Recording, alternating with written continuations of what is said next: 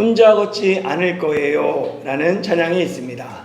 찬양의 가사를 보면 그대 폭풍 속을 걷고 있을 때, 비바람을 마주해야 할 때, 불빛조차 보이지 않아도 그대 혼자 걷지 않을 거예요.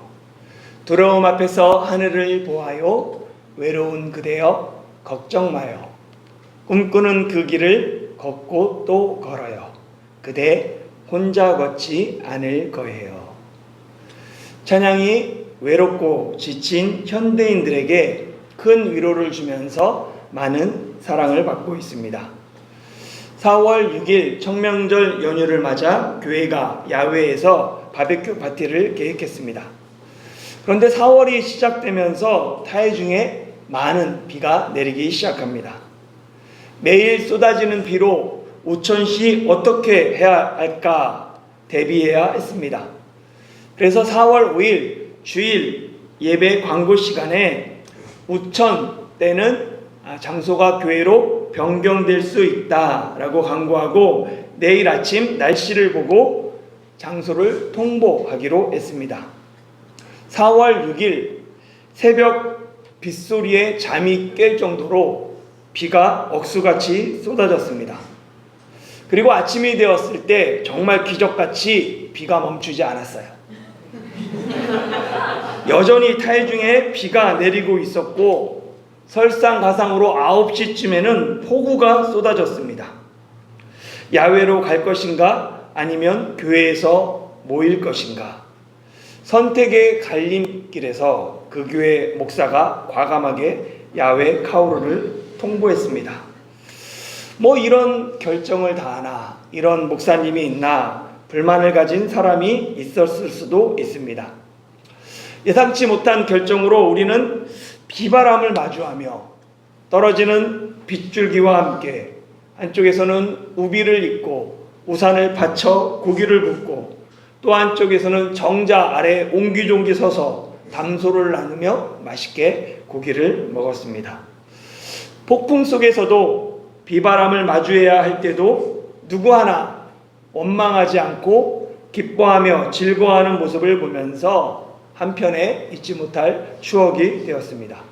그리고 저 개인적으로는 타이중한국교회가 비바람 속에서도 서로의 우산이 되어주는 아름다운 공동체로 성장했다라는 것에 감사했습니다. 결혼식에서 신랑과 신부가 혼인서약을 합니다. 혼인서약서에 들어가는 대표적인 문구가 있죠.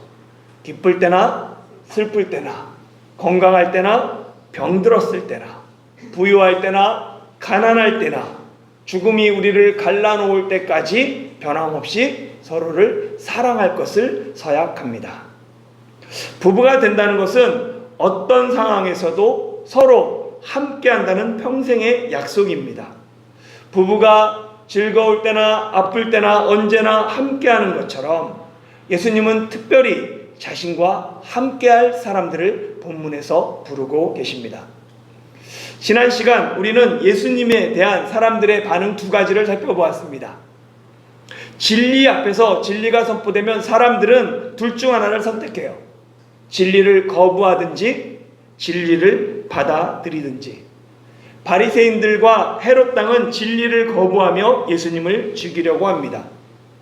그러나 큰 무리는 예수님이 하신 큰 일을 듣고 사방에서 예수님께 모여들었습니다. 그런데 무리가 들은 그 큰 일은 무엇일까요? 그들이 들은 큰 일은 예수님이 병자를 고치고 귀신을 쫓아내셨다는 소문입니다. 이 무리가 생각하는 큰 일, 그것은 병을 고치는 것, 귀신을 쫓아내는 것, 능력을 행하는 것이죠. 사람은 누구나 예수님께 나오는 목적이 다를 수 있습니다. 어떤 사람은 병 낫기 위해 예수님께 나오고 어떤 사람은 문제 해결하기 위해 예수님께 나옵니다. 큰 무리는 자신의 필요를 채우기 위해 예수님께 나온 사람들입니다. 그들은 예수님이 누구신지에는 관심이 없습니다. 그저 자신의 일을, 자신의 필요를 채우는 데만 관심이 있었습니다. 우리가 생각하는 큰일과 예수님이 하신 큰일 사이에는 차이가 있어요. 예수님이 하신 큰일은 치유나 귀신을 쫓아내는 일이 아니라 하나님 나라를 세우는 것입니다. 예수님은 하나님의 나라를 위해 이 땅에 오셨습니다. 치유나 축기는 하나님의 나라를 전파하고 확장시키기 위한 도구들입니다. 하나님 나라를 전파하는 것이 예수님이 행하신 큰일입니다. 그렇기 때문에 예수님은 무리를 뒤로하고 12 제자를 세우십니다. 13절, 14절 상반절 말씀 같이 읽겠습니다. 시작. 또 산에 오르사 자기가 원하는 자들을 부르시니 나아온지라. 이에 12를 세우셨으니. 아멘. 예수님은 세례 요한이 잡힌 후에 갈릴리에 오셔서 사역을 시작하세요. 마가복음은 예수님의 갈릴리 사역을 3번에 나눠서 기록합니다. 그러니까 1차 첫 번째 갈릴리 사역은 예수님이 갈릴리 해변을 지나가시다가 그 해변에서 일하고 있는 4명의 어부 제자를 부르심으로 시작합니다. 2차 갈릴리 사역은 예수님이 오늘 본문에서 12 제자를 부르시고 세우심으로 시작하세요. 3차 마지막 갈릴리 사역은 6장 7절에서 예수님이 이 12 제자를 둘씩 파송하면서 시작합니다. 그러니까 예수님의 사역 중심에는 누가 있었어요? 제자들이 있었습니다. 예수님은 1차 갈릴리 사역을 마치시고 12 제자를 세우심으로 그들에게 집중하십니다. 왜냐하면 바리새인들과 헤롯 당이 손을 잡고는 예수님을 어떻게 죽일까 의논하기 시작했기 때문입니다. 예수님의 1차 갈릴리 사역은 바리새인과 헤롯 당이 예수님을 어떻게 죽일까 의논하면서 끝이 나요. 2차 갈릴리 사역은 나사렛에 갔더니 고향 사람들이 예수님을 배척하면서 끝이 납니다. 이 사람들의 배척은 예수님이 유대인들에게 배척을 받아 십자가에서 죽을 것에 대한 전조입니다. 십자가가 점점 가까워지고 있기에 예수님은 많은 무리 중 특별히 자신과 함께 할 12 제자를 세우셨습니다. 먼저 무리와 제자의 차이를 알아야 합니다. 무리는 나의 필요를 채우기 위해 예수님께 나옵니다. 그러나 제자는 예수님이 원하시는 자들을 부르십니다. 무리는 내가 원하면 누구나 될 수 있어요. 누구나 자기가 원하면 필요를 따라 예수님께 나올 수 있습니다. 그러나 제자는 내가 원한다고 되는 것이 아닙니다. 예수님이 원하셔서 그 사람을 불러야 돼요. 선택권이 예수님께 있습니다. 요한복음 15장 6절에 보면 너희가 나를 택한 것이 아니요 내가 너희를 택하여 세웠다라고 말씀하십니다. 내가 원해서 제자가 되면 신앙의 기준이 나예요. 그러나 예수님이 부르셔서 제자가 되면 신앙의 기준이 예수님이 됩니다. 무리는 내가 기준이지만 제자는 예수님이 기준입니다. 무리는 신앙의 기초가 내가 원하는 것, 나의 필요입니다. 그러나 제자는 신앙의 기초가 나의 필요가 아니라 예수님이 원하는 것, 주님이 원하는 주님의 필요입니다. 무리는 자신이 원하는 것을 위해 예수님을 찾습니다. 그러나 제자는 예수님이 원하는 것을 위해 자신의 삶을 헌신합니다. 무리는 병을 고치고 귀신을 쫓아내는 지극히 개인적인 목적으로 예수님께 나옵니다.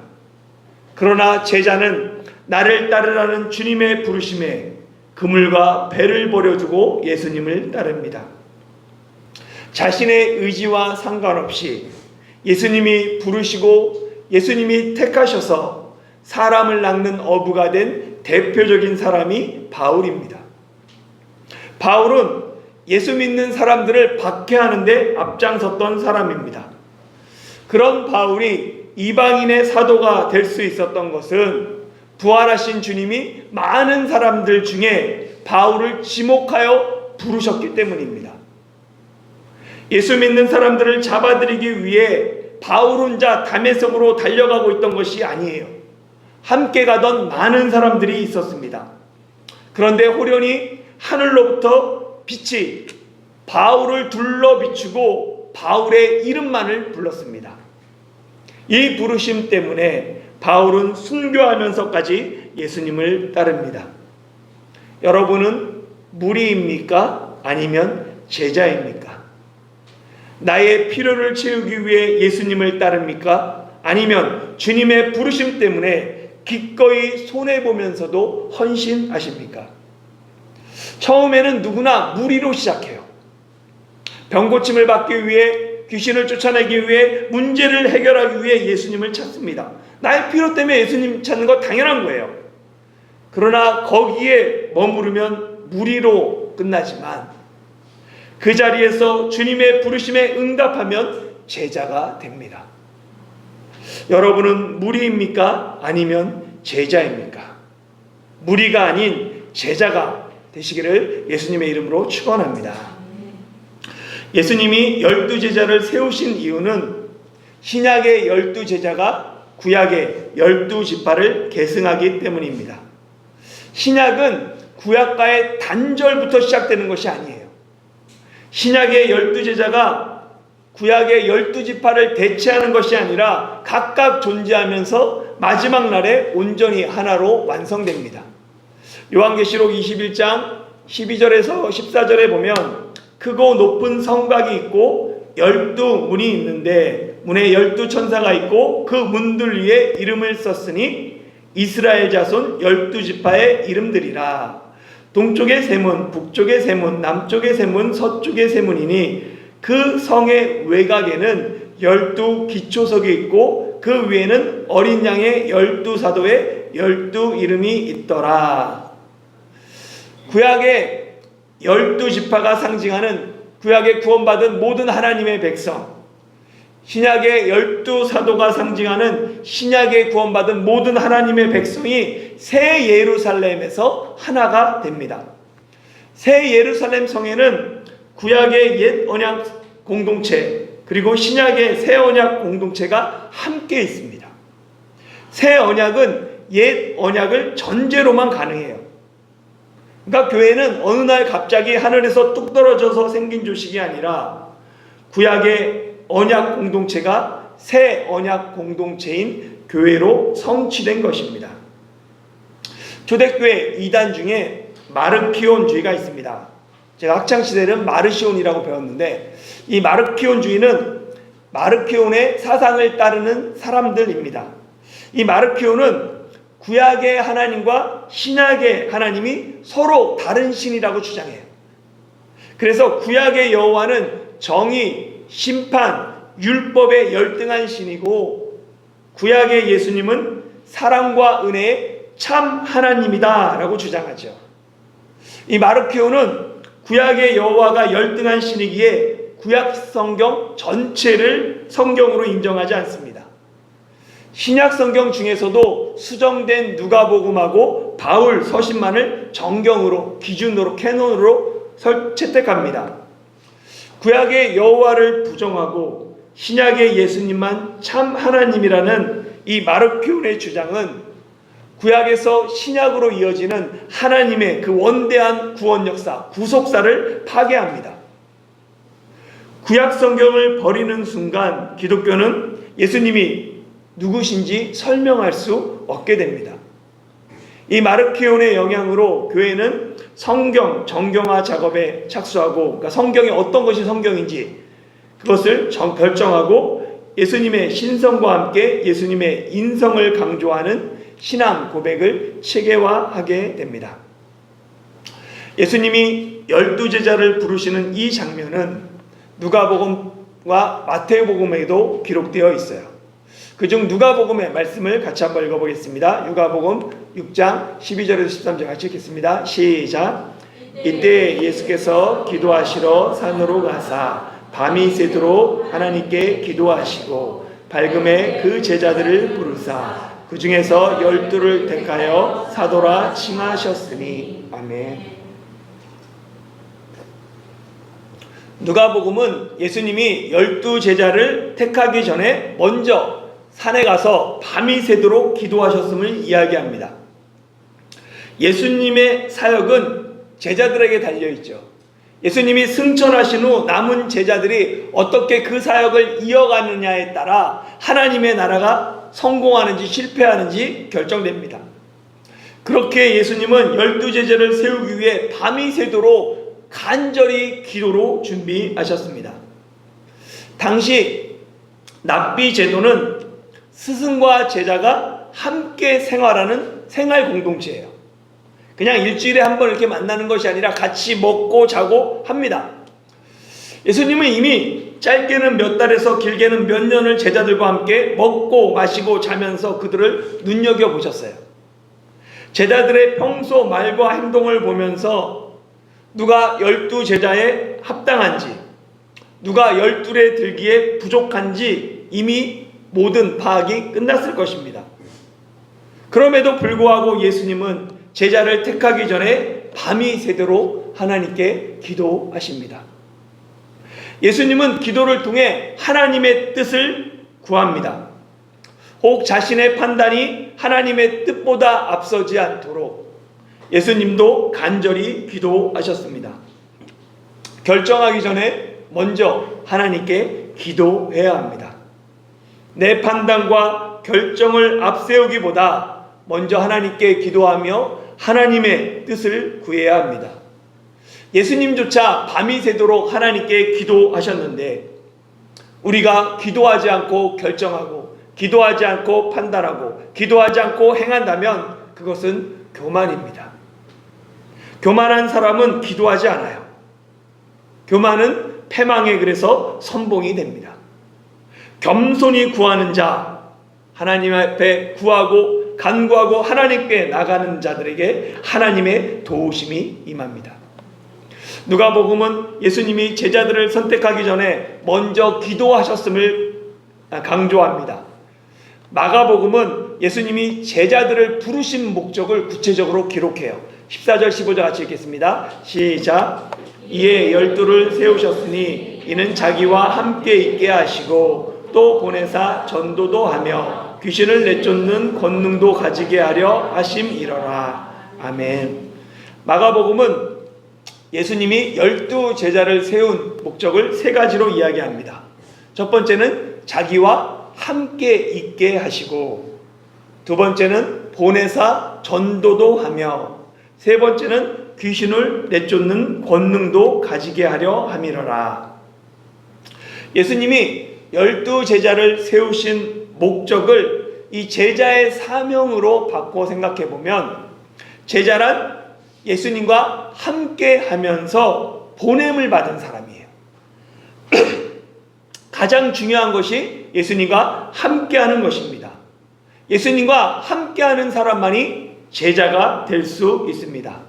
우리는 전도와 권능을 중요한 제자의 사명으로 생각해요. 그러나 전도와 권능은 또에 연결되어 있어요. 부가적인 것입니다.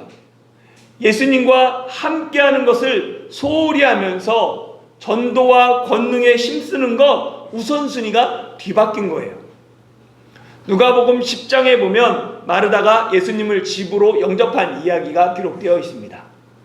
마르다는 예수님을 접대하는 일로 마음이 분주합니다. 그런데 동생 마리아는 예수님의 발치 아래 앉아서 말씀을 듣죠. 이에 화가 난 마르다가 예수님께 이야기합니다.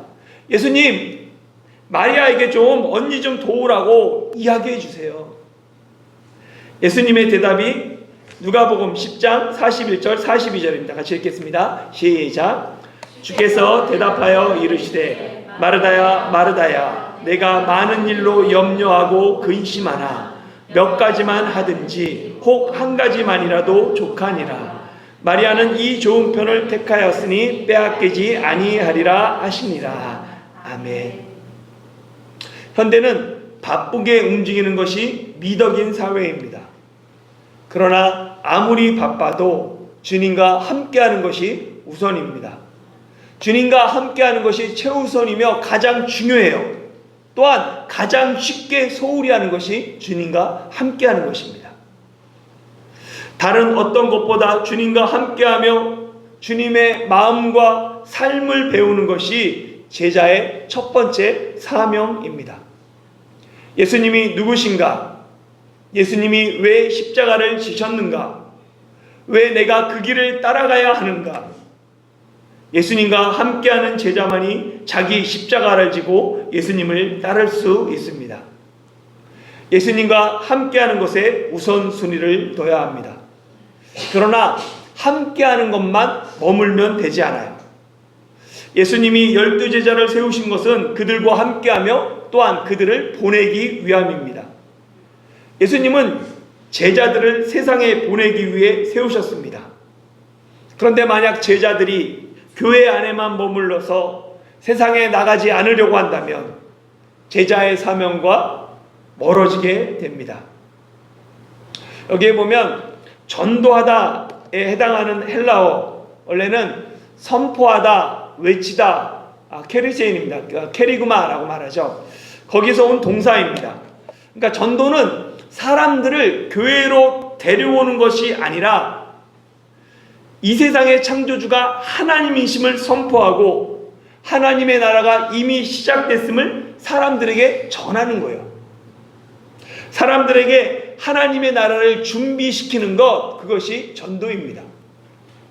마찬가지로 귀신을 내쫓는 것도 하나님이 세상의 주인임을 거부하는 사람들, 그 세력에게, 영적인 존재에게 그를 쫓아내고 축출하는 것입니다. 여기에 보면 권능으로 번역된 헬라어는 엑수시아예요. 근데 사실 이 엑수시아는 권능이라기보다는 권세, 권위가 정확합니다. 그리고 권능에 해당하는 헬라어가 있죠. 듀나미스가 있습니다. 이 권능은 실제 기적을 행하는 능력, 힘, 파워. 그래서 듀나미스에서 다이나마이트가 나왔어요. 권세는 합법적으로 위임받은 권리 그리고 권한을 의미합니다. 그게 엑수시아예요. 귀신을 쫓아내는 능력은 나에게 있는 것이 아니라 그 권능은, 그 힘과 능력은 하나님, 예수님께 있어요. 권능은 하나님께 있고 나는 하나님의 권능을, 성령의 능력을 사용할 수 있는 권세, 권한이 있는 것입니다. 내게 권능이 있으면 그 권능을 내 것처럼 생각해요. 자랑하죠. 함부로 사용합니다. 그러나 내게 있는 것이 권능이 아니라 권한이라면 권한을 주신 그분의 뜻을 찾게 돼요. 그분을 의지하게 되고 하나님을, 예수님을 자랑하게 됩니다. 예수님이 제자들에게 주신 것은 엑수시아, 즉 권세, 권한입니다. 하늘과 땅의 모든 권세, 엑수시아가 예수님께 있어요. 예수님이 제자들에게 원수의 모든 능력을 제할 권세를 주셨습니다. 예수님이 우리에게 권세를 주셨는데 우리가 전도도 하지 못하고 귀신도 내쫓지 못하는 것은 근본적으로 예수님과 함께하는 시간이 없기 때문입니다. 함께하지 않으면 전도도 권세도 아무것도 할 수 없습니다. 예수님과 함께하는 여러분이 되기를 소망합니다. 이 마지막으로 성경에 기록된 12제자의 이름을 살펴보겠습니다. 16절부터 19절 같이 읽겠습니다. 시작. 이 12를 세우셨으니 시몬에게는 베드로란 이름을 더하셨고 또 세베대의 아들 야고보와 야고보의 형제 요한이니 이 둘에게는 보아너게 곧 우레의 아들이란 이름을 더하셨으며 또 안드레와 빌립과 바돌로메와 마테와 도마와 알페오의 아들 야고보와 및 다데오와 가나나인 시몬이며 또 가룟 유다니 이는 예수를 판자더라. 아멘. 유대인은 이 순서를 중요하게 생각해요. 특히 이름의 순서에 따라 그 사람의 위치와 지위가 결정됩니다. 12제자 이름이 공관복음, 마태복음, 마가복음, 누가복음에 모두 기록되어 있어요. 그런데 이 이름에 기록된 순서가 조금 다릅니다. 공관복음에 기록된 12제자의 이름을 제가 표로 만들어 봤습니다.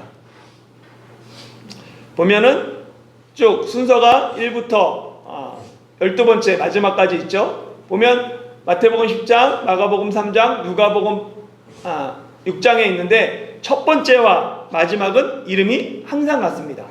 첫 번째는 베드로, 그리고 마지막은 예수님을 판 가룟 유다입니다. 그리고 이 베드로와 가룟 유다 외에 이름이 좀 고정된 사람들이 있어요. 제가 파란색으로 표시됐는데 보면 이 사람들을 기준으로 3개의 그룹으로 나눌 수 있습니다. 첫 번째, 예수님과 가장 친밀하고 적극적인 핵심 제자 그룹이 있어요. 베드로, 안드레, 야고보, 요한이죠. 이들은 가장 먼저 예수님의 제자가 된 사람들이고 그들 중에 리더는 처음에 기록된 베드로입니다. 두 번째 중간 그룹이 있어요. 빌립, 바돌로메, 마테, 도마입니다. 그 중에 리더가 빌립인 거예요. 그래서 빌립은 그 다음에 리더는 바돌로메가 되는 거죠. 그리고 마지막 3번째 그룹이 있어요. 상대적으로 덜 알려진 제자들입니다. 알페오의 아들 야고보, 다데오, 시몬, 가롯, 유다입니다. 3번째 소그룹의 리더는 알페오의 아들 야고보예요. 각 그룹의 리더 이름이 가장 먼저 등장하고 나머지 이름 순서는 때에 따라 달라집니다. 소그룹에 있어서 가장 중요한 것이 리더예요. 소그룹의 교제나 프로그램도 중요하지만 가장 중요한 것은 사람인 리더입니다. 소그룹은 리더가 얼마나 기도하고 얼마나 준비하느냐에 따라 소그룹의 성공과 실패가 결정됩니다. 리더를 위해 기도해야 하는 이유입니다.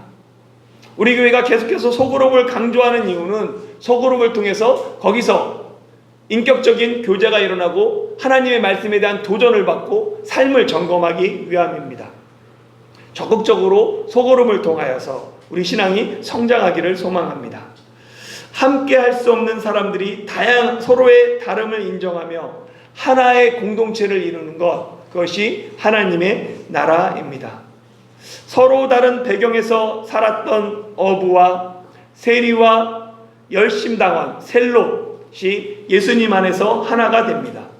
열심당원은 로마의 앞잡이를 암살하는 사람들이에요. 그들에게 암살 대상 중에 하나가 세리입니다. 그런데 그들이 예수님 안에서 제자가 됩니다. 내가 차라리 교회 안 나가면 안 나갔지, 절대 저 사람하고는 같은 공간에 있을 수 없다고 아우성 치던 사람들이 예수님 안에서 하나가 되는 공동체가 교회입니다. 공동체의 리더가 예수님이면 절대 하나가 될 수 없는 사람들이 하나가 돼요. 그러나 교회가 하나 되지 못하는 이유는 교회의 머리가 예수님이 아닌 사람이기 때문입니다. 사랑하는 성도 여러분, 오늘 말씀을 마치려고 합니다. 예수님은 큰 무리를 뒤로하고 12제자를 따로 세우셨습니다. 여러분은 무리에 속해 있습니까? 아니면 제자로 살아가십니까? 무리는 자신의 필요를 위해 예수님을 찾지만 제자는 예수님과 함께하기 위해 자신의 삶을 드립니다. 예수님은 오늘도 우리를 제자로 부르십니다. 문제 해결을 위해서가 아니라, 성공을 위해서가 아니라 나와 함께 하자고 우리를 부르십니다. 예수님의 부르심에 주님과 함께하는 제자로 살아가는 저와 여러분이 되시길 예수님의 이름으로 축원합니다.